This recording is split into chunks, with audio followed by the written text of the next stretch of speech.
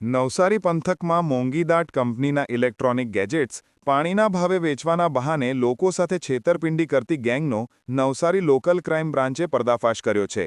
Apple કંપનીના લોગોવાળી પણ હકીકતમાં ચાઇનીઝ બનાવટની સ્માર્ટવોચ અને એરપોડ્સ પધરાવી દેતી ટોળકીના 4 સાગરીતોને પોલીસે ગણેશ સિસોદરા ઓવરબ્રિજ નીચેથી ઝડપી પાડી કાયદેસરની કાર્યવાહી હાથ ધરી છે.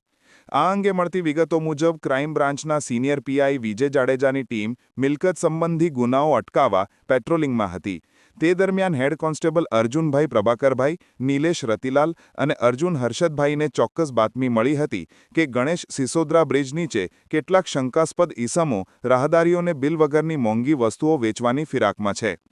બાતમીના આધારે એલસીબીએ છટકું ગોઠવીને રેડ કરતા 2 મોપેડ પર સવાર 4 શખ્સો ઝડપાઈ ગયા હતા. તેમની ઝડપી લેતા તેમની પાસેથી મેડ ઇન ચાઇના લખેલી પણ દેખાવમાં આબેહૂબ એપલ જેવી સ્માર્ટવોચ અને એરપોડ્સનો જથ્થો મળી આવ્યો હતો. એલસીબીએ આરોપીઓ પાસેથી કુલ 1,62,000નો મુદ્દામાલ કબજે કરી ગુનો નોંધ્યો છે. એલસીબીની પ્રાથમિક તપાસમાં બહાર આવ્યું છે કે પકડાયેલા 4 આરોપીઓ મૂળ ઉત્તર પ્રદેશના વતની છે અને હાલ સુરતના પલસાણા ચોકડી વિસ્તારમાં રહેતા હતા. જેમના નામો સાજિદ મેવાતી, ગયુર ચૌધરી, મોહમ્મદ ચૌધરી અને નૌશાદ અલી ચૌધરી છે. એલસીબી પોલીસે તેમની પાસેથી આઈફોન નામવાળી ડુપ્લિકેટ વોચ, સિરીઝ 10 અને 9 smartwatch, AirPods Pro earbud, wireless handset earbud અને 2 એક્ટિવા મોપેડ જપ્ત કર્યા છે.